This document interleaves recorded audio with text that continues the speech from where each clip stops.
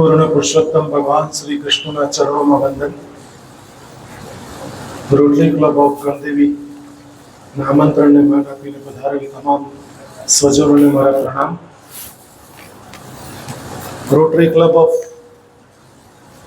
ગણદેવીમાં જેમણે સુંદર ભૂમિકા ભજવી છે ગયા વર્ષે એવા પાસ્ટ પ્રેસિડેન્ટ અને મારા પરમ મિત્ર એવા આદરણીય પરિમલભાઈ, જેમને ખભે ખભા મિલાવીને કામ કર્યું છે એવા આદરણીય ફલ્ગુનીબેન, નવા પ્રેસિડેન્ટ તરીકે જેમની હમણાં જ તાજેતરમાં વરણી થઈ છે એવા આદરણીય શૈલેષભાઈ, એવા જ આદરણીય સેક્રેટરી પારુલબેન, જેમને આપની વચ્ચે કડી સમાન બનાવ્યા છે એવા આદરણીય ધર્મેશભાઈ, મારા વર્ષોના જૂના જોગી અને શ્રી રંગ શિક્ષણ મહાવિદ્યાલયના ભૂતપૂર્વ આચાર્ય અને મારા પરમ મિત્ર એવા ડૉક્ટર કિશોરભાઈ, રોટરી આઈ નવસારી સાથે જોડાયેલા શ્રી યોગેશભાઈ, તમામ સ્વજનો, સન્માનીય સન્નારીઓ અને વાલા મિત્રો, લગભગ આપ 4 વાગ્યાથી બિરાજમાન છો. સ્વાભાવિક છે 6:16 થઈ છે એટલે આપ ખરેખર માનસિક થાક લાગ્યો હશે, પણ કદાચ આજે જે હસ્તી તમારી વચ્ચે ઉપસ્થિત રહીને જેમણે થોડોક થાક હળવો કરવા માટે પ્રયત્ન કર્યો છે એવા સુરેન્દ્રનગરના, જે સુરેન્દ્રનગરથી પધાર્યા છે એવા આદરણીય પ્રશાંતભાઈ જાની માટે જોરદાર તાળી થઈ છે. એમના અર્ધાંગીની પણ ઉપસ્થિત છે, એમની પણ સ્વાગત છે. મિત્રો, આજે 2-3 પરિપ્રેક્ષમાં મારે વાત મૂકવી છે. પ્રશાંતભાઈએ એમની સ્પીચમાં બહુ સુંદર રીતે વાત કરી, પણ એ જ વાતને થોડી આગળ મારે લઈ જઈને આપ સમક્ષ રજૂ કરવી છે. આટલા વર્ષોના અનુભવ પછી એવું ખ્યાલ આવે છે કે કોઈ પણ વાત આપણે, અશ્વિનભાઈ જાણે છે શિક્ષક જીવ હોય એટલે, કે કોઈ પણ વાત આપણે જે પુસ્તકો દ્વારા રજૂ ન કરી શકીએ, વાત દ્વારા રજૂ કરી શકીએ, પ્રેરક પ્રસંગ દ્વારા રજૂ કરી શકીએ છીએ. રોટરી ક્લબ ઓફ ગણદેવી અને રોટરી ઇન્ટરનેશનલ કેવી રીતે કામ કરે છે એની ગઈકાલ, આજ અને આવતીકાલ અને અમૃત કાકાએ શરૂ કરેલી, હસુભાઈએ શરૂ કરેલી 2000ની સાલની યાત્રાનું નતમસ્તક વંદન કરું છું, જે ગણદેવીને મોટા મોટી ભેટ આપી છે. તાળી પાડવામાં બિલકુલ કંજુસાઈ નહીં કરે. એકવાર જોરદાર તાળી પડે. તાળી પાડવામાં શું કંજુસાઈ? અને આપની જાણ માટે કહી દઉં કે તાળી પાડવાની વાત આવે ત્યારે હૃદય ખોલીને તાળી પાડજો, કારણ કે તાળી પાડવાની વાતને ક્લેપિંગ થેરાપી કહેવાય છે. એટલે કોઈ પણ પ્રકારના રોગો થતા નથી, આ સાયન્સે પુરવાર કર્યું છે. એટલે હું ક્યારનો જોતો તો આટલા બધા દાનની સરવાણી થતી હતી, તાળી પાડવામાં કંજુસાઈ કરતા હતા. એકવાર જોરદાર તાળી દાતાઓ માટે થઈ ગઈ.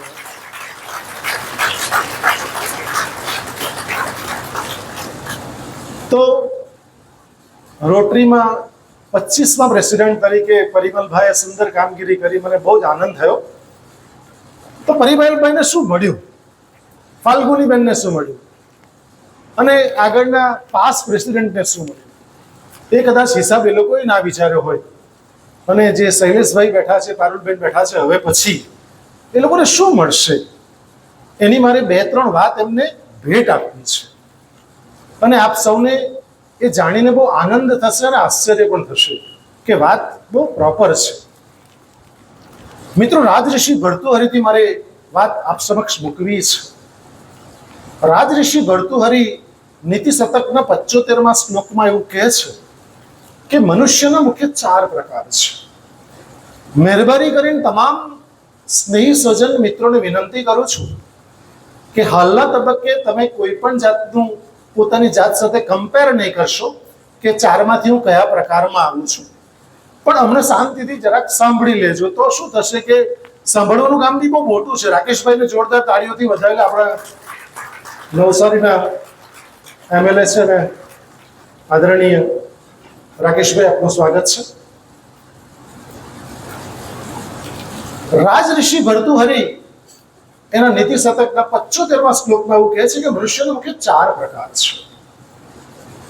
પહેલો પ્રકાર રાજઋષિ ભર્તૃહરિ એવું કહે છે કે જે લોકો નિસ્વાર્થ ભાવે કામ કરે, સેવા કરે, એ સર્વશ્રેષ્ઠ માણસો છે. આ રાજઋષિ ભર્તૃહરિ કહે છે. મિત્રો, બીજા પ્રકારના લોકો એવા કે જે પોતાનો સ્વાર્થ પહેલા સધાઈ જાય અને પોતાના સ્વાર્થને કશું જ નુકસાન ન થાય તો એ બીજાનું કામ કરી આપે, તેને માટે કહે છે કે આવા પ્રકારના લોકો સામાન્ય જનઃ એટલે સામાન્ય માણસો છે. પહેલા સર્વશ્રેષ્ઠ માણસો છે, બીજા સામાન્ય માણસો છે, ત્રીજા પ્રકારના માણસો આપણને ઠેર ઠેર જોવા મળે છે. એ માણસો રાજઋષિ ભર્તૃહરિ કહે છે કે પોતાના સ્વાર્થ માટે બીજાનું નુકસાન કરે, એમ કહે છે કે રાક્ષસાહ. હવે એ લોકો દેખાય આપણી જેવા બેઠા, બિલકુલ ફરક નહીં, તમારી મારી જેવા જ, પણ અંદરથી રાક્ષસ હોય. એનું એક્ઝામ્પલ જો જોવા જઈએ આજના પરિપ્રેક્ષમાં તો મને ક્યાંક એવું લાગે છે કે અમૃતમ હોસ્પિટલ ને શુભેચ્છા અને આટલા સરસ દાનથી શરૂ કરેલી યાત્રા છે, પણ અમુક હોસ્પિટલમાં ડોક્ટર ગિરીશભાઈ પણ હાજર છે. અમુક હોસ્પિટલનો જ્યારે આપણે વાતો સાંભળીએ છીએ ત્યારે આપણે હૃદયમાં એવું થાય કે ભગવાન ન કરે કોઈ દિવસ કે આપણે હોસ્પિટલમાં મોકલે. કારણ કે એવાય ડોક્ટર લોકો જોયા છે કે જે હોય ડોક્ટર આપણી જેવા બેઠા જ દેખાય, પણ અંદરથી લિટરલી રાક્ષસ હોય છે. છાતીમાં દુખ્યું, એકચ્યુઅલી દુખ્યું તો એસિડિટીને કારણે, અને હોસ્પિટલમાં તાત્કાલિક લઈ ગયા. 3.5-4 લાખનું પેકેજ, એક સ્ટેન તો મિનિમમ મૂકવો પડશે, સાહેબ મૂકી દેવામાં આવે છે અને 3.5 લાખ લઈ લેવામાં આવે છે. બે કિસ્સા, એક અમદાવાદ અને સુરતનો કિસ્સો તો એવો ધ્યાને આવ્યો, હોસ્પિટલનું નામ નહીં આપી શકું કારણ કે અવિવેક થાય માટે. મિત્રો, એવો કિસ્સો નજરમાં આવ્યો કે એ લોકોએ સ્ટેન્ડ મૂકી દીધું, ડીવીડી આપવામાં આવી, અને ડીવીડી આપવામાં આવી એ મિત્રો અમેરિકાના રાકેશભાઈ અમેરિકા જઈને ફરી કઈ દુખાવો થયો 6 મહિના પછી, ફરી ચેક કરાવ્યું તો ફરી એન્જિયોગ્રાફી કરી. એન્જિયોગ્રાફીમાં સ્ટેન્ડ આગળનું હતું જ નહીં, સ્ટેન્ડ બી નહીં મૂકેલું, ડીવીડી બીજાની આપી દીધું. સાહેબ, રાક્ષસો કયા પ્રકારના હશે મને સમજાતું નથી. એવા જ એન્જિનિયર પુલ બનાવે, ઓવરબ્રિજ બનાવે, પુલો બનાવે, અકાળે બ્રિજ તૂટી પડે અને માણસોનું મૃત્યુ થાય, પણ એનો બગલો બંધાઈ ગયેલો હોય છે. આ દેખાય આપણી છે. કેટલા એવા અધિકારીઓ દેખાય બેઠા આપણા છે, પણ આપણે જાણીએ છીએ શું સિચ્યુએશન્સ છે. ચોથા પ્રકારનો માણસ રાજઋષિ, મારું નામ તો તમે ક્યાંય લેશો જ નહીં, રાજઋષિ ભર્તૃહરિ કહે છે. રાજઋષિ ભર્તૃહરિ કહે છે કે ચોથા પ્રકારનો માણસ, એને કોઈ લેવા દેવા નહીં હોય છતાંય સામેવાળા નુકસાન કરે, એ તો એમ કે રાક્ષસ કરતા પણ નીચમાં નીચ છે. શું નામ આપો મને ખબર નથી પડતી. મિત્રો, આવા લોકો છે. નિખિલેશ્વરાનંદજી બરોડા રામકૃષ્ણ મઠના છે, એમણે સરસ પુસ્તક લખ્યું અને એમાં લખ્યું છે કે 5મો પ્રકાર તો હવે તો સમાજની તાતી જરૂર છે, એડ કરવાની છે. એ નિખિલેશ્વરાનંદજી એવું કહે છે 5મા પ્રકારનો લોકોમાં કે 5મો પ્રકારનો એવો માણસ હોય છે કે બીજાનું નુકસાન કરવામાં એટલો ઉત્સાહી હોય કે પોતાની જાતનું નુકસાન કરીને પણ હજારો માણસનું નુકસાન કરે. અવતરણ ચિહ્નોમાં આતંકવાદી છે. મિત્રો, માણસોના તાળી પાડી તો પાડી, એમાં કઈ બિલકુલ કંજુસાઈ નહીં. અને તમને હસવા લાગે તો હસી પણ લેજો, કારણ કે ક્લેપિંગ પણ થેરાપી છે, લાફિંગ પણ થેરાપી છે. અમેરિકામાં લોકો પૈસા, સતીશ મામાને ખબર, અમેરિકામાં લોકો પૈસા આપીને હસવા જાય, બોલો. અને આ તો ફ્રી ઓફ કોસ્ટ હસવાનું છે, એમાં હસવામાં કશું જ તમે કંજુસાઈ નહીં કરશો. એમ પણ આપણે ક્યાં હસીએ છીએ, વિચાર તો કરો. ઘરમાં તો ક્યાં હસાય છે આપણાથી. ઠીક છે, જેઠાલાલ કે હસાવી દે આપણને ક્યાંક, કોઈ કપિલ શર્મા શો કે એવું, બાકી ક્યાં હસાય છે. હસવાનું તો ક્યાંય બાળપણમાં હતું, પછી તો ક્યાંય જતું રહ્યું, ખબર નહીં. જવાબદારીનો ભાર નીચે એટલા બધા દબાઈ ગયા અને ખાસ કરીને પુરુષો પરિમલભાઈ એટલા બધા દબાઈ ગયા કે ડે બાય ડે એટેકનું પ્રમાણ વધ્યું. અને માતા બહેનોને ક્યારેય એટેક આવ્યો ભાગ્યે જ બને. ફાલ્ગુની બેન, હા, નહીં આવે. મેં જોયું છે, ભાગ્ય કોઈ આવી ગયો તો અપવાદ હશે. બાકી માતા બહેનોનો સદગુણ એ છે કે પોતાની લાગણીઓ ભાવનાઓ વહાવી દે. રાકેશભાઈ, એ લોકોની બહેનપણીને દુઃખ પડ્યું અને થોડા 2-4-6 મહિને મળ્યું તો એ રડવા માંડે, પેલી રડે રહેતી પોતાની. અને પુરુષ ક્યાં રડે છે? મને બતાવો એક બી પુરુષ રડતો હોય તો. હું તમામ પુરુષોને હાથ જોડીને નમ્ર વિનંતી કરું છું, મહિનામાં એકવાર પોક મૂકીને રડી લેજો. સાચે કહું છું. કારણ કે રડવાના તો બહુ બધા કારણો છે. કારણ કે પુરુષ પ્રધાન સમાજમાં જીવીએ છે કઈ નહીં, પણ પુરુષ રડે,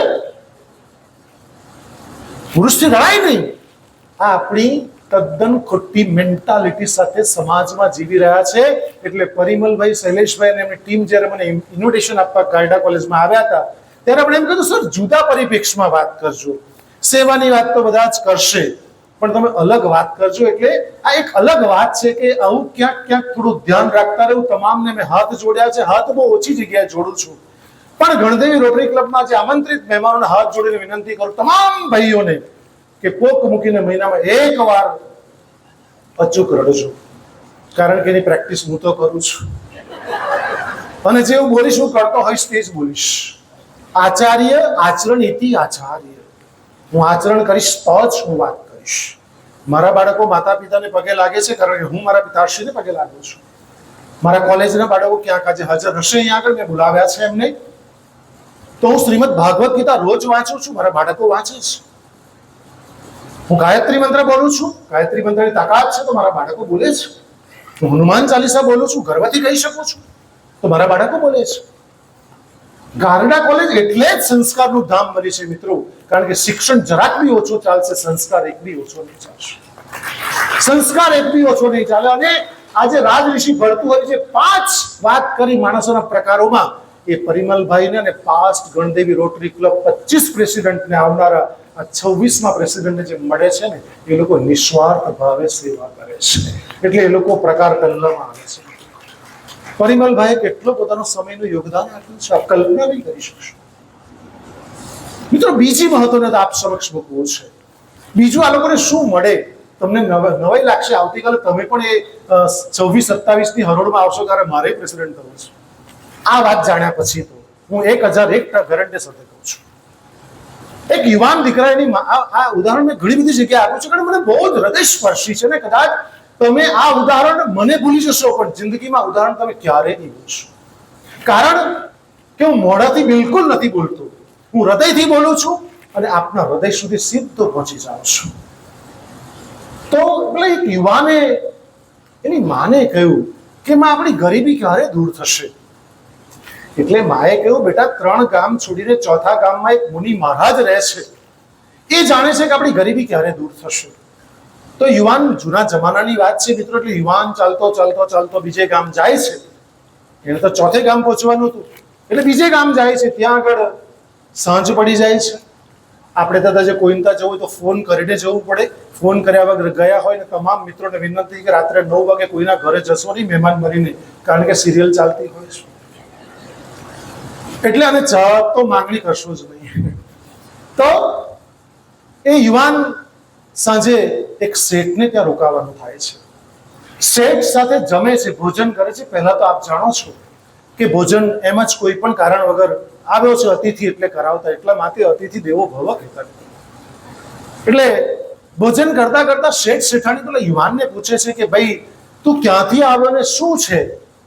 ત્યારે કહ્યું છે આ ગામથી આવ્યો છે. મેં મારી માને પ્રશ્ન કર્યો કે આપણી ગરીબી ક્યારે દૂર થશે? તો મારી માએ કહે 3 ગામ છોડીને 4થા ગામમાં એક મુનિ મહારાજ રહે છે, એ જાણે છે કે આપણી ગરીબી ક્યારે દૂર થશે. જવાબ લેવા માટે જઈ રહ્યો છું. તો પેલા શેઠ શેઠાણી એવું કહ્યું કે એક કામ મારું કરજે ને. તો કે શું? તો કે એક ગુરુ મહારાજને, મુનિ મહારાજને પૂછતો આવજે કે મારી દીકરી લગ્ન લાયક થઈ ગઈ છે, મોટી થઈ ગઈ છે, પરણવાને લાયક છે, પરંતુ બોલતી નથી. સાંભળે તો છે પણ બોલતી નથી. પૂછી આવજે બોલતી ક્યારે થશે. તો કે સારું. અને આપણે પણ ગ્રામ્ય વિસ્તારમાં રહીએ, કોઈ નવસારી જતું હોય, મામાની પેટીસ જરા, હા એમ એટલે આપણી સહજ ટેવ છે, કોઈ જતું હોય તેને કંઈ પણ કામ સોંપી દેવું.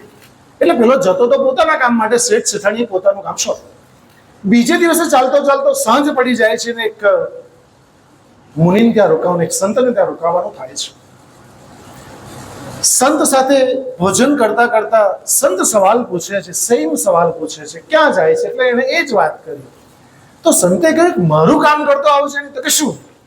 કે મને ઘણા બધા વર્ષો થઈ ગયા સંતત્વ પ્રાપ્ત કર્યા નહીં, પરંતુ મને આત્મ સાક્ષાત્કાર નથી થયો. તો જરા તારા મુનિ મહારાજને પૂછતો આવજે કે મને આત્મ સાક્ષાત્કાર ક્યારે થશે. તો કે સારું. ત્રીજે દિવસે ચાલતો ચાલતો જાય છે અને એક ખેડૂતને ત્યાં રોકાવાનું થાય છે. કારણ કે પહેલાના સમયમાં એવું હતું, જ્યાં ખેતર ત્યાં જ ઘર હતું. એટલે ખેડૂતને ત્યાં રોકાવાનું થાય છે. ખેડૂત પણ સમાન પ્રશ્ન કરે છે. એટલે એ ખેડૂત કહે છે કે મારું કામ કરતો આવજે. તો કે શું? મેં છે ને આ છોડવા રોપ્યા છે અને 4-5 વર્ષ થઈ ગયા, પણ એની ઉપર ફળ અને ફૂલ નથી આવતા. જરા પૂછતો આવજે કે એની ઉપર ફળ અને ફૂલ ક્યારે આવશે. મિત્રો, ચોથો દિવસ થાય છે અને એ મુનિ મહારાજને સાષ્ટાંગ દંડવત પ્રણામ કરે છે અને કહે છે મુનિ મહારાજને કે હું આ ગામથી આવું છું અને 3 તો લોકોએ કામ સોંપેલા હતા, એક પોતાનું તો બાકી જ હતું. એટલે કે મારા 4 પ્રશ્ન છે. એટલે મુનિ મહારાજે હસતા હસતા એમ કહ્યું કે ભાઈ, એક સાથે હું 3 પ્રશ્નના જ પ્રત્યુત્તર પાઠવું છું, 4 પ્રશ્નના પ્રત્યુત્તર પાઠવતો નથી. એટલે તારે જે કંઈ પ્રશ્ન પૂછવા હોય તે પૂછે. આ યુવાન, આ રોટરી ક્લબ ઓફ ગણદેવીના મિત્રો, એની જે ટીમ છે ને આખી, એ વિચારે છે.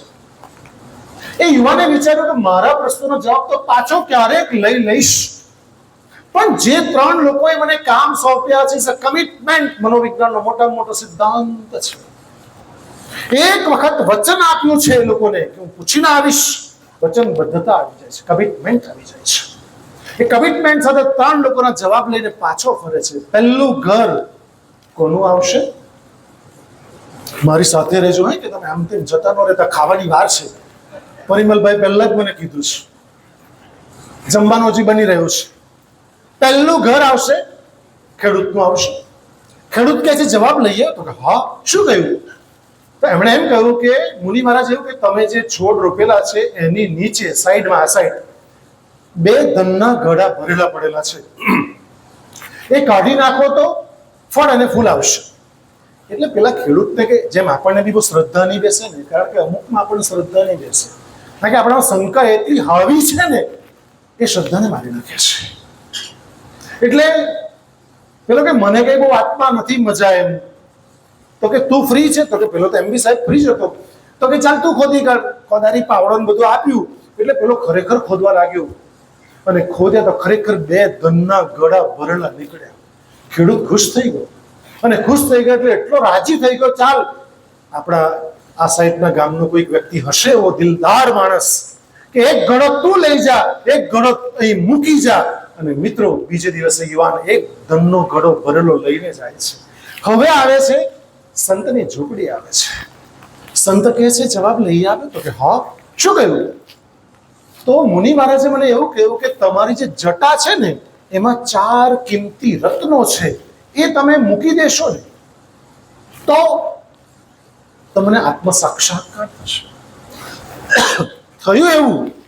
આ મુનિ મહારાજને, આપણા સંતને વિચાર આવ્યો કે મુનિ મહારાજને ખબર કેવી રીતે કે એકચ્યુઅલી આ સંત બન્યો તે પહેલા કોઈ રાજ્યનો રાજા હતો અને એને વૈરાગ્ય આવી ગયું. અને વૈરાગ્ય આવીને તો બહુ બધા વર્ષો થઈ ગયા, તો આખા જટા થઈ ગઈ એમ.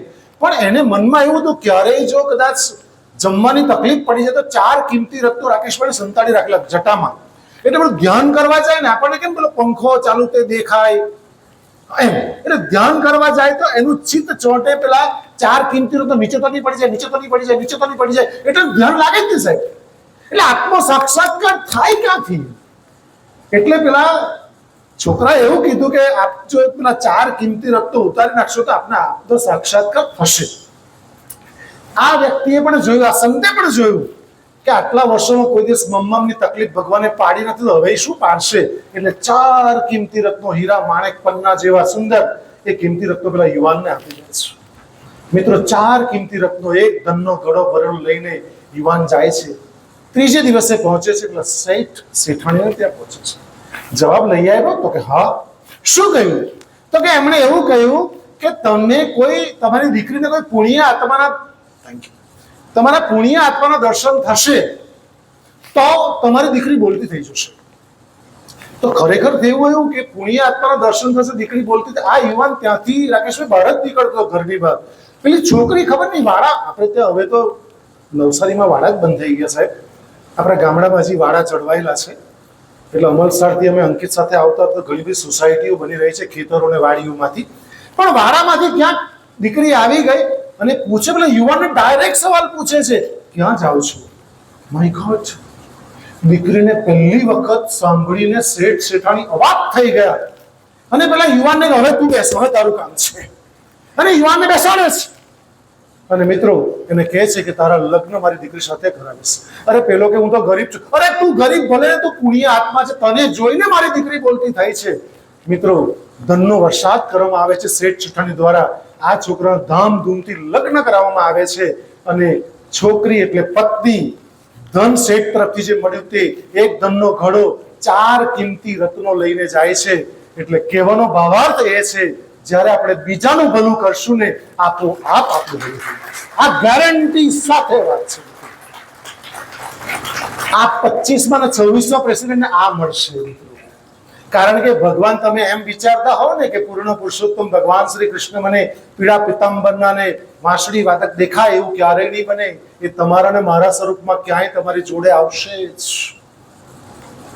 એ કોઈ પણ સ્વરૂપે, આપણને કિશોરભાઈ સાથે હમણાં જ વાત થઈ, કોઈ પણ સ્વરૂપે બદલો એ આપી દે છે. કારણ કે વાવો છો તો જ લણી શકશો.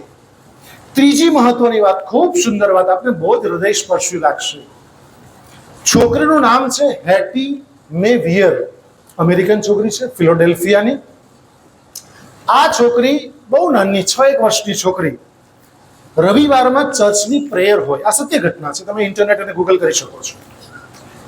રવિવારની પ્રેયરમાં એક તો એમ એ લોકોની વ્યવસ્થા, કન્ડિશન બહુ બરાબર રીતે, વાળ ખોરાયેલા, કપડાં બધા ફાટેલા તૂટેલા પહેરેલા, છોકરી ગરીબ હતી ટૂંકમાં.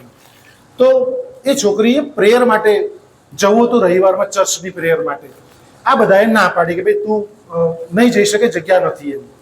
એટલે એ રડવા માંડી ચર્ચની બહાર. આ સત્ય ઘટના છે. ચર્ચની બહાર ઉભી રડવા માંડી તો ત્યાંથી પેલા પાદરી પસાર થાય છે. પાદરી પસાર થઈ જોયું, બેટા કેમ રડે છે?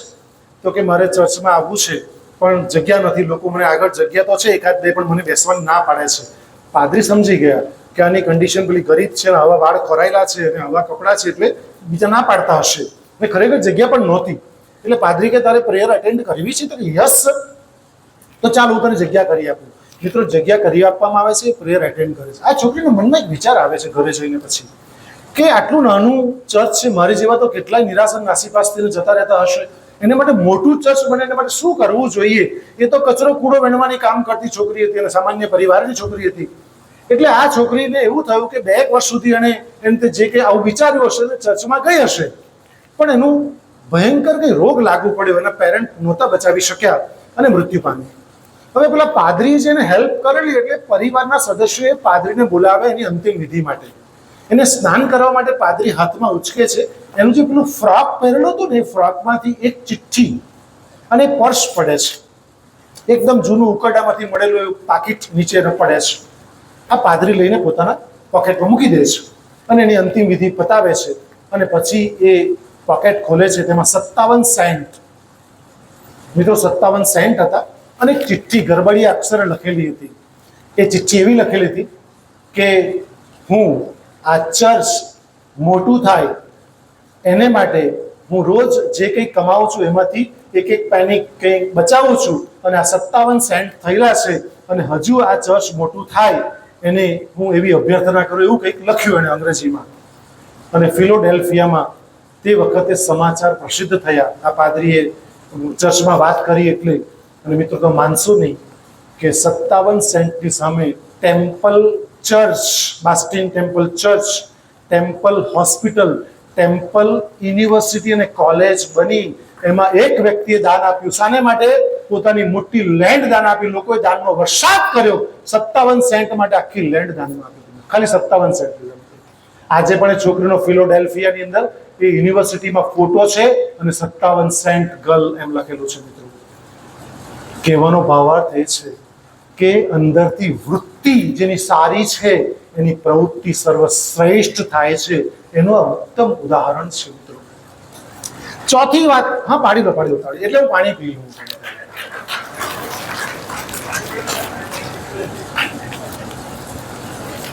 ચોથી મહત્વની વાત આપ સમક્ષ મૂકવી છે મારે. આહિર સમાજમાં રાકેશભાઈ હું ગયેલો 10 વર્ષ પહેલા, 10 વર્ષ પછી 13 અને 23માં. તો એ લોકો એવું કહ્યું કે સર તમારી એક વાત બહુ જ ગમી ગઈ અમને, અને એને કારણે તમારા એક મિત્રએ રોજ એટલે દર વર્ષે 1 લાખ રૂપિયા દાન અને કરોડો રૂપિયાનું દાન અપાવ્યું આહિર સમાજને, આપણે નવસારી આહિર સમાજને. તો એક ઉદાહરણ મેં આપેલું. એટલે જ્યારે રોટરી ક્લબ, એ માત્ર રોટરી ક્લબ જ બધું ફંડ નથી કરતી, કારણ કે દાતાઓના ફંડથી પણ ચાલે છે. એટલે વાત મને યાદ આવી, એક શેઠ પાસે ભિખારી જાય છે અને ભિક્ષાંદેહી કહે છે. એટલે શેઠ કહે છે કશું નથી, અમુક પેલો જમાનાનો ખાધેલો કંજૂસ શેઠ હશે, કારણ કે અમુક શેઠો બહુ કંજૂસ હતા સતીશમાં પહેલાના જમાનાના. એટલે એક શેઠને પૂછ્યું કે તું 100 ગ્રામ ઘી કેટલા વર્ષ ચાલે? પેલો કે 1 વર્ષ. પેલો એની કરતા મહાકંજૂસ, તું કેટલી 100 ગ્રામ ઘી કેટલા? કે 10 વર્ષ. કે તું 100 ગ્રામ ઘી 1 વર્ષ ચાલે કેવી રીતે વાપરે? કારણ કે બાટલીમાં 100 ગ્રામ ઘી ભરી દઉં અને પેલી દિવાસળી સળી આવે ને એમાંથી ખાલી અંદર લગાવ, રોટલી પર ખાલી ચોપડી દઉં, એટલે 100 ગ્રામ ઘી મારું 1 વર્ષ ચાલે. પેલો મહાકંજૂસ કે પેલા પૂછ્યું કે તારું 10 વર્ષ કેવી રીતે ચાલે? એમ તો કે મારું 10 વર્ષ એટલા માટે ચાલે કે હું કાચની બાટલીમાં ઘી 100 ગ્રામ ભરી દઉં અને ગરમ ગરમ રોટલી પર કાચની બાટલી ઘસી દઉં, સાહેબ આખી જિંદગી ચાલે. એટલે આવો કંજૂસ હશે શેઠ. તે શેઠને પેલા ભિખારીએ કહ્યું ભિક્ષાંદેહી. એટલે શેઠે કશું નથી, પેલા કે 5 રૂપિયા સિક્કો આપી દો. શેઠે ના પાડી નથી. તો કે કપડાં ફાટેલા હોય તો મને કપડાં આપી દો, જે રોટલી ઉઘરાવે છે કપડાં આપી દો. તો કે કપડાં નથી. તો કે છે કે ખાવાનું હોય તો તે આપી દો. તો કે તે નથી. તો તમારી પાસે કોઈ તૂટેલું ફૂટેલું વાસણ હોય ભીખ માંગવા માટે, તે આપી દો. તો કે તે નથી. 4 વસ્તુઓ રાકેશભાઈ ના પાડી દીધી. એટલે પેલા ભિખારી એમ કે શેઠ તમારા ચરણોમાં રહેલી ચપટી દૂર આપી દો. શેઠે જોયું આમાં કઈ લોસ નથી. એટલે શેઠે જે ચપટી દૂર અપાઈ ત્યાં સાયકોલોજી આવી ગયો, અમારો વિષય આવી જાય. એટલે વિચાર આવે, અરે ચપટી દૂરને શું કરવાનું હશે? વસ્ત્રો તો પહેરવાનો હોય, અન્ન તો ખાવાનો હોય, 5 રૂપિયાનો સિક્કો તો ખર્ચવાનો હોય, તો એક ચપટી દૂરને શું કરશે? એટલે એટલે પ્રશ્ન થયો. એટલે શેઠે ભિખારીને પ્રશ્ન કર્યો કે હે ભિખારી, ચપટી દૂરને તું શું કરશે? ત્યારે ભિખારી કે હે શેઠ, આ ચપટી દૂર મારે કશી જ કામ લાગવાનું નથી, પણ તને આજે આપતા શીખવું છું. આજે ચપટી દૂર આપશે તો આવતીકાલે કોઈ આપશે. મિત્રો, હંમેશા આપનારનો વિજય છે, લેનારનો વિજય ક્યારેય થયો નથી. એટલે કંઈક ને કંઈક આપશો ને તો ઘણું બધું મેળવી શકાશે. બાકી આપણે ક્યાં આપવામાં આપણે બહુ જ કંજૂસ થઈ જઈએ છીએ, લેવામાં ક્યારેય કંજૂસ થતા નથી. 5મી મહત્વની વાત, જ્યારે વાત નીકળી છે માટે કહી દઉં, ભલે ના પાડી પણ મેં જે પહેલી વાતથી શરૂ કરી ને, રાજઋષિ ભર્તૃહરિથી. રાકેશભાઈ, શિક્ષણના સિસ્ટમની અંદર આપ આદરણીય અને માનનીય ધારાસભ્ય શ્રી છો અમારા વિસ્તારના, એટલે આપને હું વિનંતી કરું છું, આપ આવ્યા છો માટે તક ઝડપી લઉં કે આપણી શાળા અને કોલેજોની અંદર મેડિકલ હોય સાહેબ, એન્જિનિયરિંગ હોય, આર્ટ્સ, કોમર્સ, સાયન્સ, બધી જ ફેકલ્ટીઓની વાત કરું છું. તમામ સ્કૂલ કોલેજોમાં એજ્યુકેશન શિક્ષણ તો ખરેખર અદ્ભુત અને અવિસ્મરણીય અપાય છે, એમાં કોઈ બે મત નથી. પરંતુ જે આવા લોકો જ આપણામાંથી જ નીકળે છે સાહેબ. જે નવસારી જિલ્લાએ જે છોકરાનો સાયન્સમાં ટોપ આવ્યો હોય, ગુજરાતમાં ટોપ આવ્યો હોય, અને એ છોકરો જ્યારે મેડિકલ MD કરીને આવું કરપ્શન કરે, જરૂર વગર ઓપરેશન કરી નાખવામાં આવે, જરૂર વગર લોકો પેશન્ટ પાસે પૈસા પડી લેવામાં આવે. સાહેબ, એક તો એટલો ખતરનાક કિસ્સો કહું તો આશ્ચર્ય થઈ જશે તમને. સુરતની એક હોસ્પિટલમાં બાપ વેન્ટિલેટર પર એક ઓપરેશન કરવું પડશે અને 2.5 લાખ જમા કરાવો તો પેલો લિફ્ટમાં ઉતરતો હતો, 2.5 લાખ એનો છોકરો ઇમોશનલ બ્લેકમેલ કરવામાં આવે છે. ઉતરતો હતો પેલો વોર્ડભાઈ રાકેશભાઈ સાથે ગયો. વોર્ડભાઈએ કહ્યું કે 25,000 રૂપિયા તું મને આપ, તારા 2.5 લાખ બચાવી દઈશ. મિત્રો, સત્ય ઘટના છે, કહેતા મને ખરેખર બહુ દુઃખ થાય છે. કે પેલા વોર્ડ બોયે કહ્યું 25,000 આપ, તારા 2.5 લાખ વધશે. એટલે શું છે કે પછી કેવું, પહેલા 25,000 આપ, મારે જરૂર છે 25,000ની. સાહેબ પ્રશાંતભાઈ પેલા વોર્ડ બોયને 25,000 તાત્કાલિક ખિસ્સામાં આપ્યા અને કે તારા બાપ રાતે જ એક્સપાયર થયું, કશું જ નથી અંદર, ખોટો ચાર્જ ઓપરેશનનો 2.5 લાખ તને પડાવવામાં આવે છે. આ કરુણતા છે. તો ઘટે છે શું સાહેબ? મારા 34 વર્ષના અધ્યાપકના કાર્ય દરમિયાન મેં સંશોધન કર્યું છે કે આટલા બધા હોનહાર હોશિયાર વિદ્યાર્થીઓ ટોપ લેવલ ઉપર જાય છે, જે લોકો IITs માંથી કરે છે, IIM માંથી કરે છે, એ લોકો કેમ આવું કરે છે? જે લોકો IAS કરે છે, IPS કરે છે, આવું કેમ કરે છે? સાહેબ કેયુરભાઈ એની પાછળનું મુખ્ય કારણ જો જવાબદાર હોય, મારા 34 વર્ષના અનુભવનો નિચોડ કહું છું મિત્રો, કે જો એના પાછળ જો કારણ જવાબદાર હોય તો શિક્ષણ તો ઉત્તમ છે, પણ સંસ્કાર એક બી નથી સાહેબ. અને એને માટે જ ઉદય વલ્લભ વિજય લખે છે સાહેબ જૈન મુનિ કે શિક્ષિત અને સંસ્કારી નહીં હોય ને એ માણસ એટમ બોમ્બ અને હાઇડ્રોજન બોમ્બ કરતા પણ ખતરનાક સાબિત થાય છે અને થઈ રહ્યું છે મિત્રો. એટલે આપણી સ્કૂલની અંદર રાકેશભાઈને એ જ વિનંતી કરું છું, કોલેજોની અંદર, કે સંસ્કારના પાઠો ભણાવવાની અત્યંત જરૂર છે. કરો તમારા મા બાપની સેવા કરો, મા બાપનું પૂજન કરો. કેમ વૃદ્ધાશ્રમ વધતા જાય છે? આપણા સમાજના બહુ મોટા મોટા પડકાર છે. એટલે મારે સંસ્કાર આપ સમક્ષ પહેલો મૂકવો છે. તો એના કેટલાક સોર્સિસ છે જે જાણવા જેવા સોર્સિસ છે કે સંસ્કાર આવે ક્યાંથી. તો પહેલું એનું જે રિસોર્સ છે, સોર્સ છે, પૂર્વજન્મનો સંસ્કાર છે મિત્રો.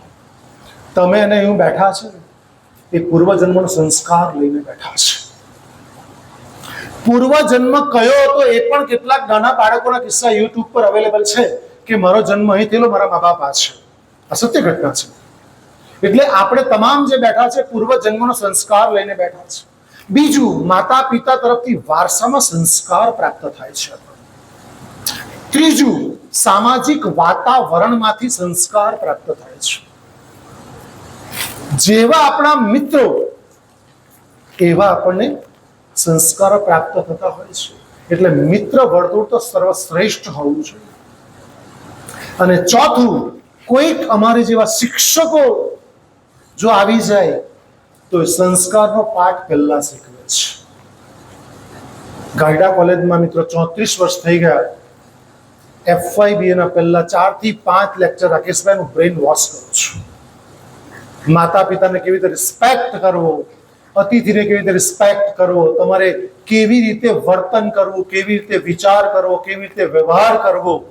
કારણ કે તમે અને હું જે ઓળખાઈએ છીએ ને મિત્રો, આવતીકાલે આપણે નહીં હોઈશું ને પણ આપણા વ્યવહારની સુગંધ આવશે. અને એટલે જ મેં ઘણા વર્ષોથી નક્કી કર્યું છે કે બસ મરણ આગળ અડધો શ ઉમેરી દેવો છે, બીજું કશું જ નથી કરવું. મરણ આગળ અડધો શ ઉમેરાઈ જશે ને એનું જીવન ધન્ય છે. એટલા માટે તુલસી કહે છે, तुलसी आयो इस जगत में जग हस्यो तुम रो ऐसी करनी कर चलो तुम हसो चलो. એવું કર્તવ્ય કર્મ કરો, કારણ કે જે આવે છે આપણી સાથે કર્મ આવે છે. અને રોટરીયનના જે મિત્રો છે એ આ કામ અદ્ભુત રીતે કરે છે. માધ્યમ રોટરી છે પણ કર્મ ઉત્તમમાં ઉત્તમ કર્મ કરે છે. એ વાતનો ખરેખર મને આનંદ છે, કારણ કે બારડોલી રોટરીમાં પણ હું જઈ આવેલો ઇન્સ્ટોલેશનના કાર્યક્રમમાં જ, એટલે મને ખબર છે. એટલે એક છે પૂર્વજન્મનો સંસ્કાર, બીજું કયું વારસા દ્વારા પેરેન્ટ્સ દ્વારા મળતો સંસ્કાર, ત્રીજું વાતાવરણમાંથી મળતો સંસ્કાર, ચોથું શિક્ષકોનો સંસ્કાર, અને પાંચમું આત્માના કુલ 7 સંસ્કારો છે જે બ્રહ્મકુમારી છે આપ્યા છે. વાવ, શું વન્ડરફુલ! કેટલા સુંદર સંસ્કારો છે મિત્રો. આપણા આત્માના ખુદ 7 સંસ્કાર છે. આ રિસર્ચ કરીને જોયું ને મિત્રો, અનુભવ કર્યો છે. આત્માનો પહેલો સંસ્કાર છે જ્ઞાન પ્રાપ્ત કરવું.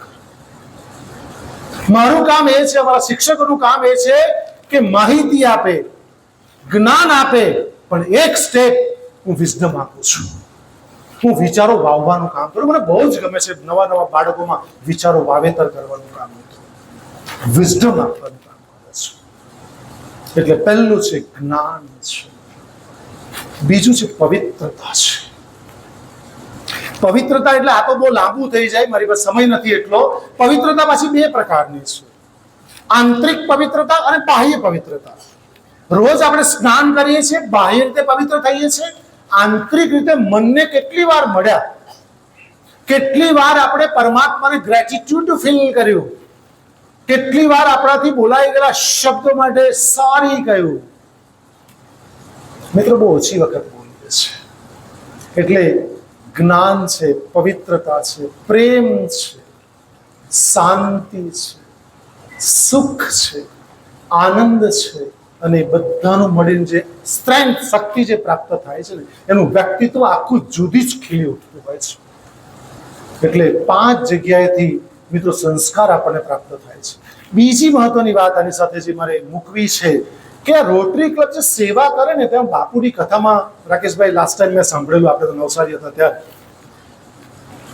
સેવાના મુખ્ય 4 પ્રકાર જે રોટરીયન કરે છે. જે ફાલ્ગુનીને સરસ એમનો રિપોર્ટ કેટલો સુંદર રીતે 1 બાય 1 બાય ટોપિક વાઇઝ બની લીધો, અને કેટલા ફિગર્સ પણ આપ્યા જે પ્રશાંતભાઈ દોહરાયા પણ ખરા કે 462 કે 72 મોતિયાનું ઓપરેશન કર્યા.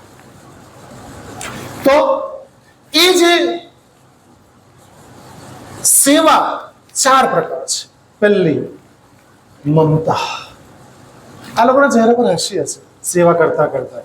મમત્વ ભાવથી સેવા કરવામાં આવે છે. બીજું ક્ષમતા.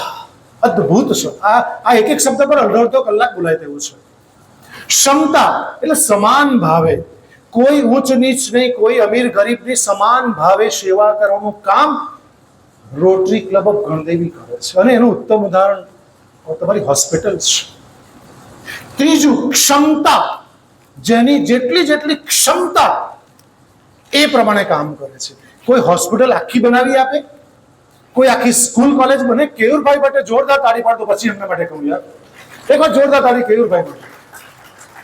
કેયુરભાઈનું નામ બહુ મેં સાંભળેલું, પણ તે દિવસે રૂબરૂ પ્રત્યક્ષ મુલાકાતનો અવસર પરિમલભાઈ થ્રુ મળ્યો.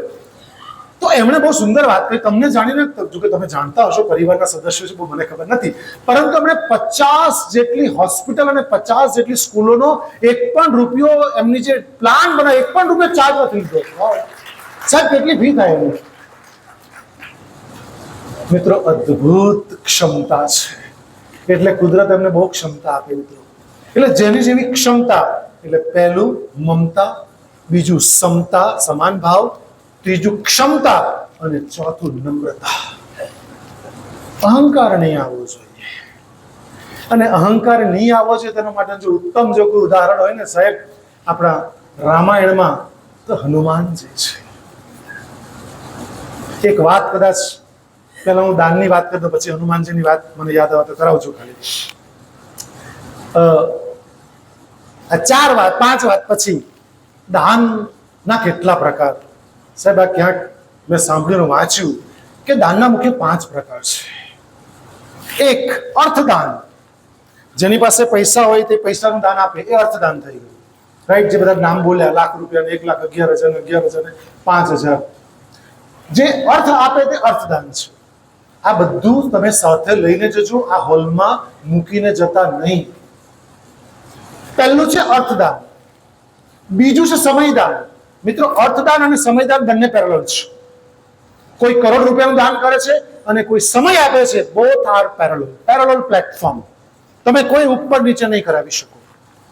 પહેલું થયું અર્થદાન, બીજું થયું સમયદાન, ત્રીજું છે બુદ્ધિદાન. કેયુરભાઈ જેવા પોતાની જે આઈક્યુ લેવલ છે, બુદ્ધિનું દાન કરે છે. ચોથું શબ્દદાન. મારી જેવા શબ્દનું દાન કરે છે. હું ખરેખર ભગવાનને એટલું બધું દિવસમાં 100 ટાઈમ ગ્રેટિટ્યુડ ફીલ કરું છું મિત્રો, કે ભગવાનના જેટલા બી 10-20 જેટલા બી હાથ હશે ને, એ બધા મારા માથા પર મૂકેલા છે. કારણ કે હમણાં જે હું બોલી રહ્યો છું ને, એ સંપૂર્ણ શ્રેય પૂર્ણ પુરુષોત્તમ ભગવાન શ્રી કૃષ્ણને ફાળે જાય છે. મારું કોઈ કોન્ટ્રીબ્યુશન નથી, મને કઈ આવડતું જ નથી. એ જે બોલાવે તે બોલું છું. મારી પાસે કશું જ તમે જોઈ શકો છો. એનો જે આદેશ છે, કારણ કે વાંસળી ખાલી હોય તો વાગે, બાકી ભરેલી હોય તો ક્યારેય વાંસ વાગતો નથી. હું ખાલી થઈ જાઉં છું અને એને વાગશે. શબ્દદાન. આહિર સમાજની વાત કરી, સંજય સાહેબ કબૂલ કર્યું કે સાહેબ તમે આવ્યા ને 2013 પછી 3 કરોડની એફડી છે. સાહેબ આ અમારા જે દાતા છે દર વર્ષે ₹1,00,000 ચેક આપે છે સમાજની પ્રવૃત્તિ માટે. 10 વર્ષ પહેલા સ્થાપના થયેલી એક સંસ્થાની ટ્રસ્ટની આજે 3 કરોડથી વધારે એફડી છે આહિર સમાજમાં. કહેવાનો ભાવાર્થ એ છે કે એક શબ્દની માણસને ક્યાંની ક્યાં અસર થતી હોય છે. કેમ પ્રશાંતભાઈને પંકજભાઈ પ્રશાંતભાઈનો પરિચય આપ્યો? પંકજભાઈ નામ? ઓકે, પંકજભાઈ પ્રત્યે અમને લાઈફ ટાઈમ રિસ્પેક્ટ રહેશે. જેટલી જગ્યાએ કીનોટ સ્પીકર તરીકે કે આવી રીતના ઇન્સ્ટોલેશનમાં જશે, કારણ કે આટલું મોડે કોઈ તાકાત જ નથી બોલી શકે. એકવાર એમને માટે તાળી પાડો યાર. એને 63 થી શરૂ કરેલી યાત્રા યાર 2025 સુધી લાવીને મૂકી દેવું કઈ ખાવાનો ખેલ છે? કેટલું વાંચવું હશે, કેટલું અનુભવ્યું હશે. શબ્દદાન છે. શબ્દની અસર પરમેનન્ટ રહેતી હોય છે. અને મિત્રો, આપણે જાણીને આશ્ચર્ય થશે કે શબ્દ એ કોઈ પણ જાતનો પ્રૂફ છોડ્યા વગર માણસને જીવાડી પણ શકે છે અને મારી પણ શકે છે. કોઈને તલવારનો ઘા વાગે તો ખબર પડે કે તલવારથી માણસનું મૃત્યુ થયું છે. રિવોલ્વરથી, ગોળીથી વાગે તો ખબર પડે ગોળીથી. કોઈ ચપ્પુથી મારવામાં તો ચપ્પુથી ખબર, પણ માણસ સાહેબ શબ્દથી મરી જાય. બોલો, જે સમિતિમાં રાકેશભાઈ અને ટીમે ભાઈ શાહે જે આખી મારી નિમણૂક કરી છે, એ નિમણૂકની અંદર અમારી પાસે એવા બધા કેસીસ આવે છે ચાઇલ્ડ વેલફેર કમિટીની અંદર કે છોકરી ભાગીને લગ્ન કરી દે, એના પેરેન્ટ સાથે હોય, છોકરી નાબાલિગ હોય, એના પ્રશ્નો ઉપસ્થિત થતા હોય. તો ઘણી દીકરીઓ તો આટલી 17 વર્ષની કર્યા, 18 વર્ષની કર્યા પછી પોલીસ સ્ટેશનમાં જ્યારે મા બાપની સામે હાજર કરે. એક બાપનું ઉદાહરણ મને ખબર છે એટલા માટે તમારી સામે પ્રસ્તુત કરું છું કે મા અને બાપ પોલીસ સ્ટેશનમાં, છોકરી આ સાઈડ પોલીસ સ્ટેશનમાં, અને પોલીસ કે તારા મા બાપ છે તો ના પાડી દે. સાહેબ બાપને સાહેબ તાનો ત્યાં એટેક આવી મરી ગયો. શું કરું? આવા જયારે ઉદાહરણ જોઉં છું ત્યારે મને એક જ વાત યાદ આવે કે સંસ્કાર રોકવાની હવે તાતી જરૂર છે. જ્યાં સુધી બાળકોના ઘર સુધીમાં સંસ્કાર નહીં આવશે ત્યાં સુધી કદાચ આપણે આવા જ દિવસો જોવા પડશે. અને પાંચમું જે દાનના મુખ્ય 5 પ્રકાર પૈકી પહેલો પ્રકાર છે, મેં તમને કીધો છે, આ યાદ રાખજો, અર્થદાન છે. બીજું છે સમયદાન છે. ત્રીજું છે બુદ્ધિદાન છે. ચોથું છે મારી જેવા જે કંઈક શબ્દ આપી જાય છે, શબ્દદાન છે. અને પાંચમું મારામાં બી થોડે ઘણા અંશે હશે.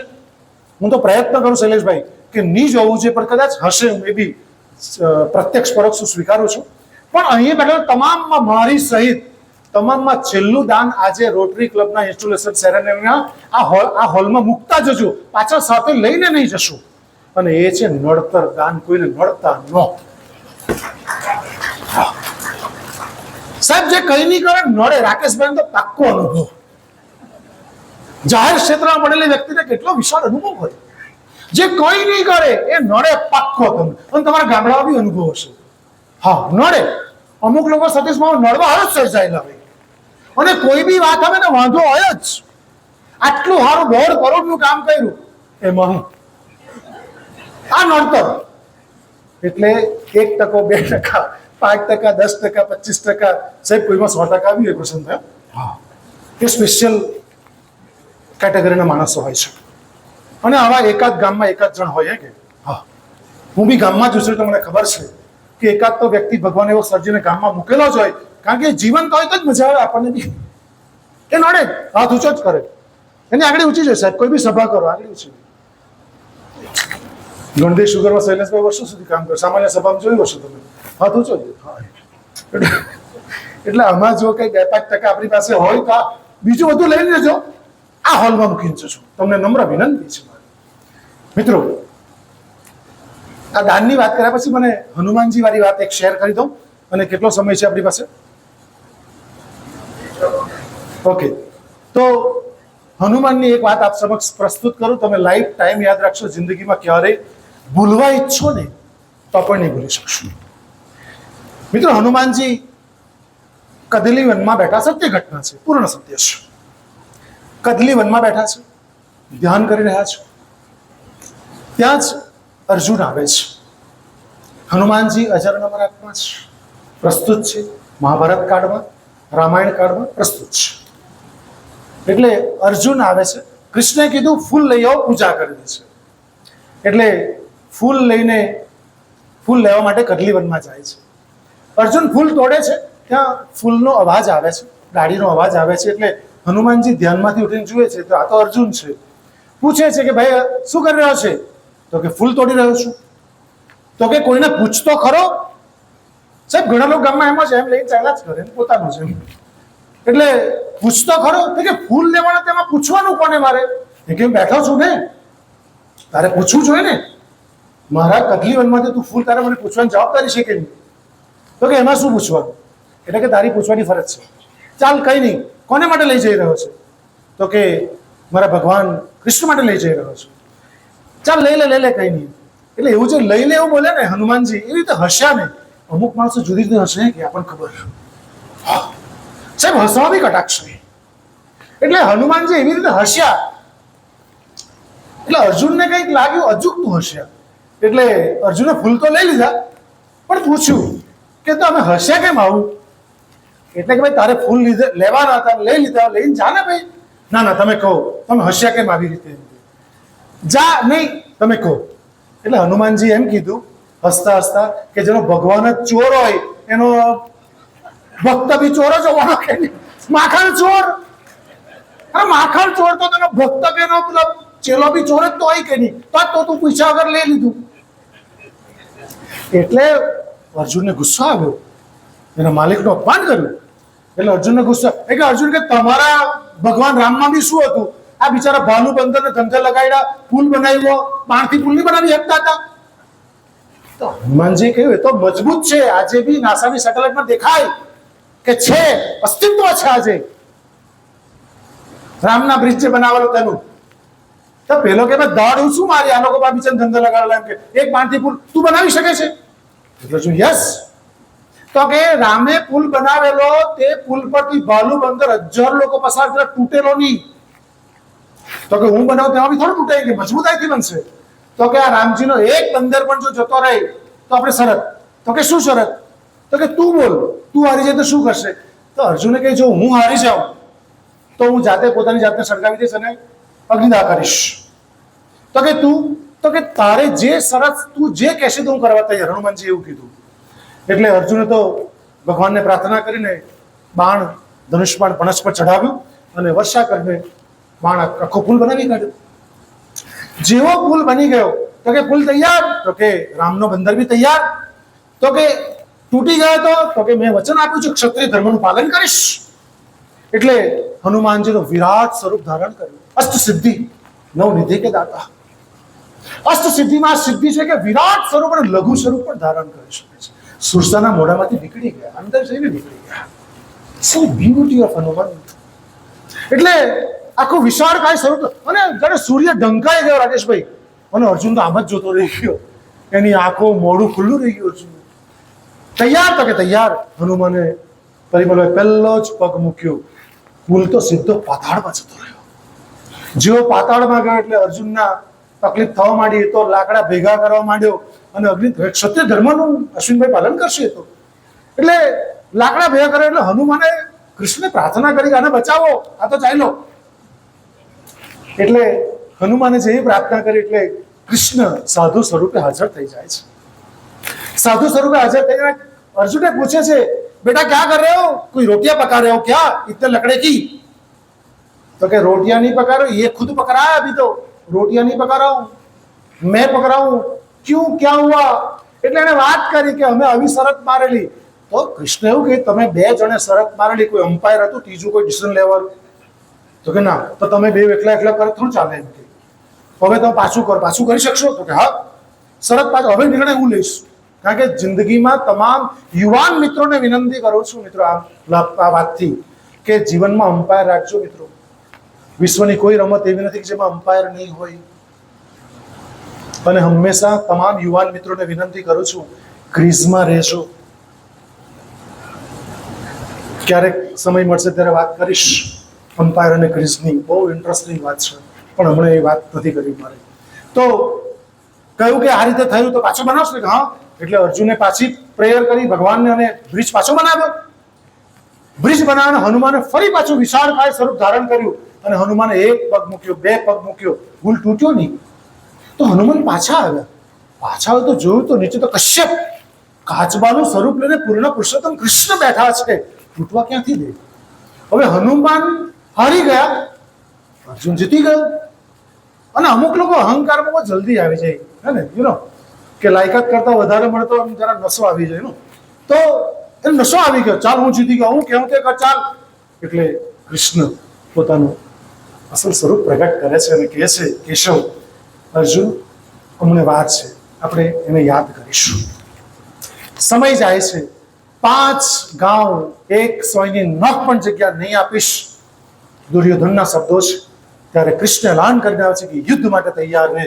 કુરુક્ષેત્રના મેદાનમાં યુદ્ધ ડિક્લેર થઈ જાય છે અને હવે કૃષ્ણ કહે છે કે જા અર્જુન, હવે હનુમાનને લઈ જા, હવે એની જરૂર છે. અર્જુન કે હું એકલો નહીં જાઉં, તો બહુ મગજમારી વાળું કામ છે ભાઈ.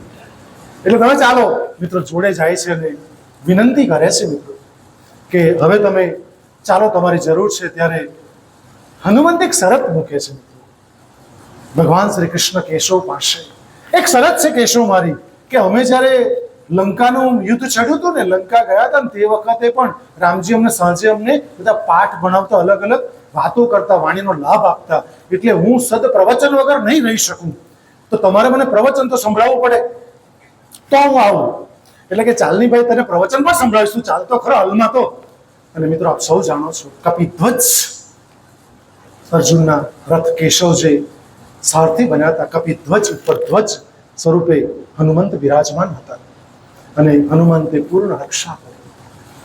અને જ્યારે યુદ્ધ સમાપ્ત થાય છે, એટલે જ્યારે શ્રીમદ ભાગવત ગીતા જે અર્જુન પ્રશ્ન કરે છે ને, એ પ્રશ્ન અર્જુનનો નહીં હતો મિત્રો. વાસ્તવિક રીતે શ્રીમદ ભાગવત ગીતા તો હનુમંતે સાંભળવી હતી, કારણ કે એને પ્રવચન, સદપ્રવચનની પીપાંસા હતી, માટે એણે સાંભળવું હતું. અર્જુન તો એક માધ્યમ હતો મિત્રો. અને એ જે શ્રીમદ ભાગવત ગીતા સાંભળે છે, ધન્યતા અનુભવે છે. જે યુદ્ધ સમાપ્ત થાય છે, અને જ્યારે યુદ્ધ સમાપ્ત થાય છે ત્યારે કૃષ્ણ એવું કહે છે કે અર્જુન તું પહેલા ઉતરી જા. ના, એમ કે તમે પહેલા ઉતરો. અર્જુન, કૃષ્ણ જીત કે ચાલ તું પહેલા ઉતર. અર્જુન ઉતરે છે અને જેવા કેશવ ઉતરે છે, તરત જ રથ આપ સૌ જાણો છો ભડ કરતો સળગી જાય છે. ત્યારે અર્જુન આશ્ચર્યચકિત થઈ જાય છે કે રથ કેમ ભડભડતો સળગી ગયો. ત્યારે કેશવ એવું કહે છે કે હે અર્જુન, હે પાર્થ, રથ તો ક્યારનો સળગી ગયો હતો, પણ કપિધ્વજે આપણી રક્ષા કરી છે. એવા હનુમંતને વંદન છે. મિત્રો, એવી બધી વાતો આપણને રામાયણ અને મહાભારતમાં આપવામાં આવી છે કે આપણું જીવન બની જાય છે. અને એક ક્ષણની માત્ર વાત કરું તો, જ્યારે અર્જુન તીર છોડતો ત્યારે કર્ણનો રથ 10 હાથ પાછળ જતો હતો, અને કર્ણ તીર છોડતો હતો, અર્જુનનો રથ 4 હાથ પાછળ જતો હતો. ત્યારે અર્જુન અહંકારથી કહેતો હતો, જુઓ નીચે. એટલે કૃષ્ણ કે નીચે નીચે, ઉપર જો તારો બાપ બિરાજમાન છે, એ રક્ષા કરી રહેલો છે, આપણું કશું નથી. એટલે મિત્રો, ક્યારે પણ દાન આપો, ક્યારે પણ કોઈ સત્કર્મ કરો, ત્યારે અહંકાર ક્યારે નહીં કરો. અને છેલ્લી મહત્વની વાત હું પૂર્ણ કરું તે પહેલા, કે જીવનમાં કોઈ મેન્ટોર રાખજો મિત્રો, કોઈ ગુરુ રાખજો, કોઈ ગાઈડ રાખજો. જો જીવનમાં મેન્ટોર નહીં હશે ને, તો નિશ્ચિત મૃત્યુ નક્કી છે. નિશ્ચિત મૃત્યુ નક્કી છે. તમારો કોઈને કોઈ આદર્શ, તમારો કોઈને કોઈ રોલ મોડેલ, તમારો કોઈને કોઈ ગુરુ, તમારો કોઈને કોઈ મેન્ટર હોવો જોઈએ. મિત્રો, મારો મેન્ટર સ્વામી વિવેકાનંદ છે, મારા જીવનનો આદર્શ. જ્યારે એમને વાંચું છું ત્યારે મને એમ લાગે છે કે એકાદ બે પાઈ કદાચ મેં એના જીવનનો અમલ કર્યો છે. હું લિટરલી ધન્યતા અનુભવું છું એમને વાંચ્યા પછી, કે સ્વામી વિવેકાનંદ મારા જીવનનો રોલ મોડેલ છે મિત્રો. તો જો ગુરુ નહીં હશે તો મિત્રો, તમામને હાથ જોડીને વિનંતી કરું, ગુરુ બનાવી લેજો. કોઈને કોઈ જીવનનો મેન્ટર, કોઈને કોઈ જીવનનો અમ્પાયર રાખજો. એની એક વાત કરીને મારી વાતને અલ્પ વિરામ આપીશ. મિત્રો, એક જંગલમાં સિંહ ગાયને જોઈ, ભૂખ્યો સિંહ હતો એટલે ગાયની પાછળ દોડ્યો. ગાય જોરમાં દોડી, સિંહ જોરમાં દોડે, અને આગળ જતો એટલી ગાય, કારણ કે પ્રાણ બચાવવા હતા. મિત્રો, જીવનમાં યાદ રાખજો, પેટવાન કરતા પ્રાણવાન ખૂબ મહાન હોય છે. શબ્દ પાછો બોલું છું, પેટવાન કરતા પ્રાણવાન ખૂબ મહાન હોય છે. એની તોલે કોઈ નહીં આવી શકે. એક માં સિંહ સાથે પણ લડી શકે છે, વાઘ સાથે પણ લડી શકે છે, પોતાના બાળકને બચાવવા માટે. આ તાકાત છે માતૃત્વની અંદર. એ પેટવાન છે. એટલે પેટવાન પ્રાણવાન કરતા મહાન હોય છે મિત્રો. એટલે પેલી ગાય દોડતી દોડતી ગઈ પ્રાણ બચાવવા હતા માટે, અને એક એવું તળાવ હતું, એમાં પડી ગઈ ગાય. તરવાનો પ્રયત્ન કર્યો, ગાય તો તરી જાણે છે, તરવાનો પ્રયત્ન કર્યો, પણ એ કાદવમાં દોડ ફસાતી ગઈ, ખાલી ગળું બાકી રહી ગયું. પાછળ પેલા સિંહને બી નહીં ખરો, સિંહે બી ભૂસકો માર્યો, તો એ પણ દડદડો ફસાતો ગયો, તો જરાક પણ આગળ નહીં વધી શક્યો સિંહ તો. અને 6 ફૂટનું અંતર ખાલી સિંહ ભૂખ્યો તો એ ગાયનો શિકાર કિશોરભાઈ બનાવી જ લેતા, આટલું નજીક, ઓનલી 6 ફીટ. પણ એ દોડદડો ફસાતો એનું પણ ડોકું બાકી રહી ગયું, ખાલી ઘણું જ બાકી રહી ગયું બંનેનું. ત્યારે ગાયને મનમાં સાહેબ વિચાર આવ્યો, આ બહુ કાલ્પનિક પણ બહુ પ્રેરક વાર્તા તમને એટલું બધું આપી જશે ને, જિંદગીનો પાઠ ભણાવી જશે. ગાયે એવું કીધું કે ભાઈ તારો કોઈ મેન્ટોર ગાઈડ છે? કોને કહ્યું? સિંહને કહ્યું. તો કે તું કોની સાથે વાત કર, તને ભાન છે? અહંકાર છે. હું વનરાજ છું, જંગલનો રાજા સિંહ છું, મારું કોઈ મેન્ટર હોય? તને સમજ પડે છે? હું તો પેલી ગાયે હસતા હસતા એમ કહ્યું, તો તારું મરવું નિશ્ચિત. શું કીધું ગાયે? તો તારો જો કોઈ ગાઈડ નથી, તારો કોઈ ગુરુ નથી, તારો કોઈ મેન્ટર નથી, તારો કોઈ જીવનનો અમ્પાયર નથી, તો તારું મરવું એ નિશ્ચિત છે. તો સિંહને ગુસ્સે તું આવું કેમ બોલે છે? કે તને ખબર નહીં હશે, મારો મેન્ટર છે, મારો ગાઈડ છે, મારો ગુરુ છે, મારો શેઠ છે. એટલે એમ કે એ હમણે 5 વાગ્યા છે, 5:30 વાગે એટલે સૂતો આવશે. હું જ્યાં ચરવા ગઈ ત્યાં સૂતો આવશે અને આ રસ્તે જ આવશે. અને મને જેવી આવશે તેવો એ દોરડું લઈને આવશે. મને શ્રદ્ધા છે, એ દોરડું લઈને આવશે અને હું દળદળમાં ફસાયેલી છું. દોરડું મારા ગળામાં નાખશે અને મને ખેંચીને બહાર કાઢશે. તું અહીંને મરી જશે, કારણ કે તારો મેન્ટર કોઈ ગાઈડ નથી. મિત્રો, જિંદગીમાં કોઈ મેન્ટર નથી. જો જિંદગીમાં મેન્ટર તમે સિંહ પણ હોવ ને, સાચે કહું છું, તમે ભલે લાયન પણ હોવ, પણ જો તમારો કોઈ મેન્ટર નથી, મૃત્યુ નિશ્ચિત છે. કારણ કે સૂર્ય સવારે ઉગે છે, મધ્યાહને તપે છે, સાંજે અસ્ત થઈ જાય છે. અને માણસની એની હાઈટ કરતા જ્યારે પડછાયો લાંબો થાય ને, ત્યારે નક્કી એનો અસ્ત થવાની પૂર્ણ તૈયારી છે. એટલે મને પરિમલભાઈ તમે લઈને આવ્યા, ધર્મેશભાઈ માધ્યમ બન્યા, આપની ટીમે મને આમંત્રણ આપ્યું, એ ખરેખર હું આપનો અલબત્ત ઋણી છું. પણ એક મન એવું થાય છે કે છેલ્લી વાત ભગવાન બુદ્ધની આપ સાથે આટલી મોટી સંખ્યામાં સ્વજન ઉપસ્થિત છે, ત્યારે જેને કારણે આખી જિંદગીમાં આપણે બહુ દુઃખી થઈ છે અને ઘણું બધું પૂર્વગ્રહ લઈને ચાલીએ છીએ. સાયકોલોજીનો માણસ છે એટલે લોભ છોડી શકતો નથી. એક જ નાની વાત, 1 જ મિનિટની વાત આપણે કહી દઉં. ભગવાન બુદ્ધ, જેને કારણે તમામ આ ડાયસ પર અને બધા જે બેઠેલા લોકો છે, એ તમામ લોકો દુઃખી છે, ક્યાંક ને ક્યાંક દુઃખી છે. એનું મૂળમાં જઈને તમને સોલ્યુશન આપી દો, કારણ કે સમાજને અનુભૂત આપી જરૂર છે. ભગવાન બુદ્ધ અને શિષ્ય આનંદ, ધ્યાનથી સાંભળજો, સાથે લઈને જજો. ભગવાન બુદ્ધ અને શિષ્ય આનંદ સવારે ભિક્ષા માટે નીકળે. ભિક્ષાંદેહી કહે છે. એક સ્ત્રી, યુવાન સ્ત્રી ઘરની બહાર આવે છે અને ઘરની બહાર આવીને એમ કહે છે કે તમે હટ્ટા કટ્ટા પહાડ જેવા થઈ ગયા, પહેલવાન છો, શરમ લાગવી જોઈએ, ભીખ માંગો છો. એટલે આ લોકોમાં ભગવાન બુદ્ધ તો સ્થિત પ્રજ્ઞા હતા, એટલે શિષ્ય આનંદ હતો ને, તેને ગુસ્સો આવ્યો કે ગુરુવારને પાઠ ભણાવી દો, આપણા માટે આવું કેમ બોલે છે? એટલે ગુરુવારે એમ કહ્યું, ચાલ તું કઈ પાઠ નથી ભણાવો. એ લોકો જરાક આગળ જાય છે અને ભગવાન બુદ્ધના હાથમાં રહેલું કમંડલ શિષ્ય આનંદને આપે છે. ધ્યાનથી સાંભળજો. શિષ્ય આનંદને આપે છે અને પૂછે છે, કમંડલ કોનું? તો એ કહે છે કે ગુરુવાર આપનું. તો ભગવાન બુદ્ધ એમ કહે છે કે આ કમંડલ મેં તને આપ્યું, ભેટ આપ્યું. અહીં વાત પૂર્ણ થાય છે. સાંજે ફરી પાછા એ લોકો ઉપદેશ માટે નીકળે છે. ફરી પાછું શિષ્ય આનંદ કમંડલ હાથમાં લે છે. હાથમાં લઈને એવું જેવું હાથમાં લે છે તેવા ભગવાન બુદ્ધ ફરી પાછો પ્રશ્ન કરે છે કે આ કમંડલ કોનું? તો કે મારું.